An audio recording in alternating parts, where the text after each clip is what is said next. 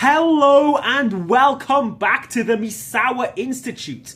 In my last video, I said I've made some new changes to my Sky Striker deck, so I figured why not? First deck profile of the year, let's do this. This is a fantastic deck. Once you learn how to play it, the amount of stuff it can do is just insane. I've crushed Yami with this, I've crushed Mitsurugi with this, I've crushed Yami Mitsurugi with this. You get the idea. This deck can tussle with the best and you will love playing it. Let's start with the main deck and the monsters. Of course, we got 3 Ray. This is a Sky Striker deck. You need your 3 Ray. And 1 Rose. I realized I was being a big fool by running more than 1 Rose. Yes, bad things can happen if there's only 1 copy, but at the same time, the consistency this offers you is second to none. But these aren't our only Sky Striker monsters. We are also main decking 1 copy of Surgical Striker Hamp. Yeah, this is a bit unusual. This over here is the Misawa Institute special. I just love kaijus. The idea of tributing an opponent's monster to, get rid of it is cool as fuck. And also, without this in main, this deck can't do anything against Lunalights. But if you keep this in main, it gives the deck a fighting chance against that matchup, which I do appreciate. Now onto the hand traps.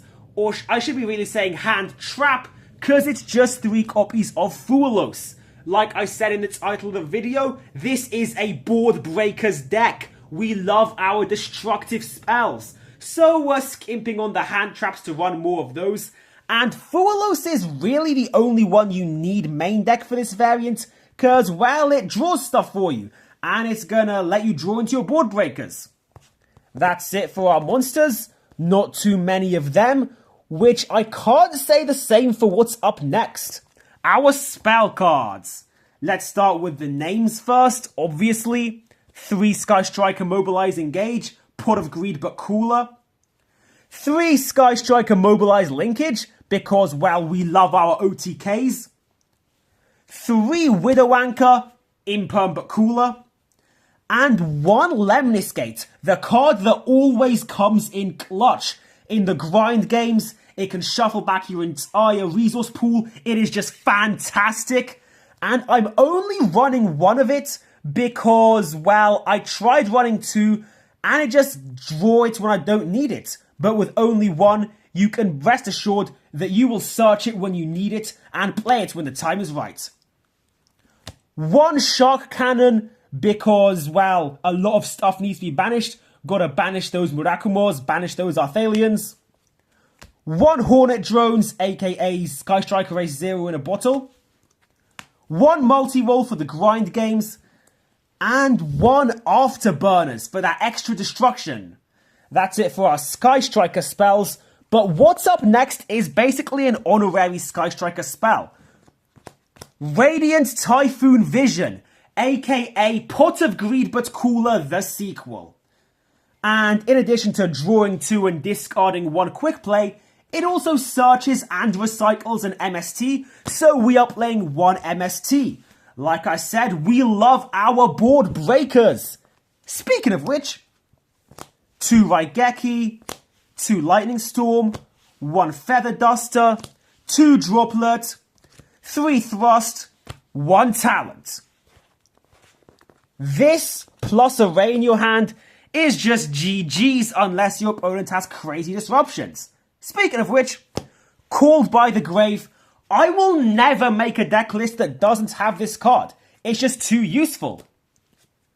Reinforcement of the Army, since this is a warrior deck. And Black Goat Laughs, which is a devious trap that also serves as backup for when your opponent has no monsters and you can't thrust to instantly activate a spell. This is the better option than just setting an engage and hoping for next turn. And yeah, that is it for the main deck. Now it's time for the extra deck. Of course, pretty standard stuff.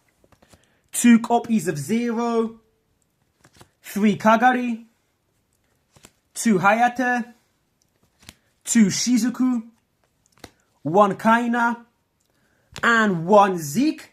That's all our extra deck strikers.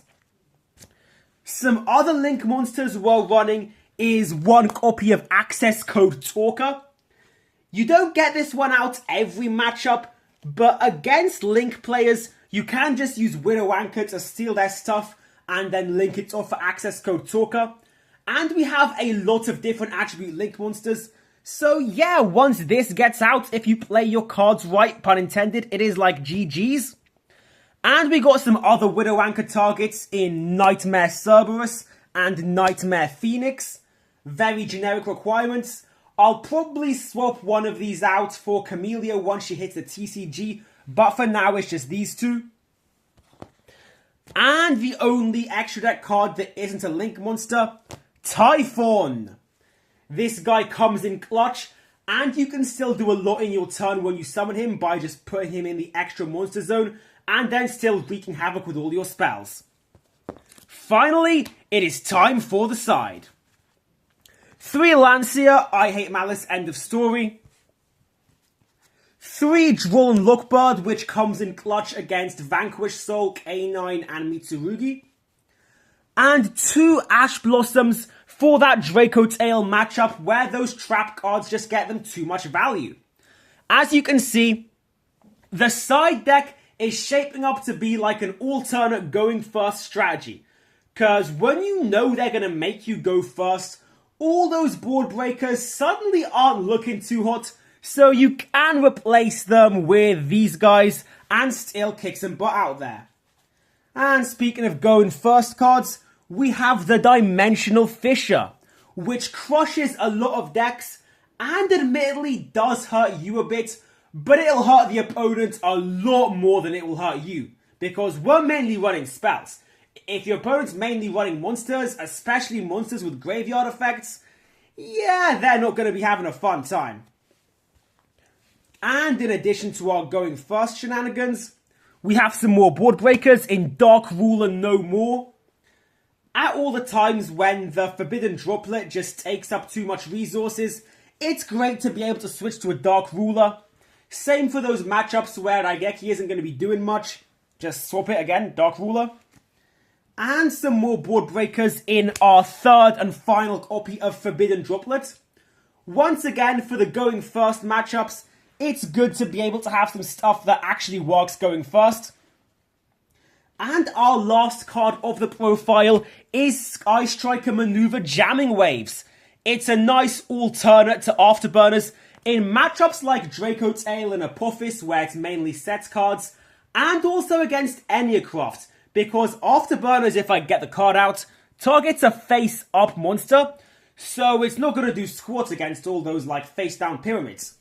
But this, on the other hand, it'll destroy a set card, and then non-targeting destroy any monster, so you can just crush the Enneacrafts before they have a chance to flip face-up. Very lovely stuff. But yeah, that is it for my newest and greatest Sky Striker deck. I hope you guys enjoyed it. I hope we get 10,000 more years of competitive Sky Striker gameplay, and I'll see you all next time. Bye!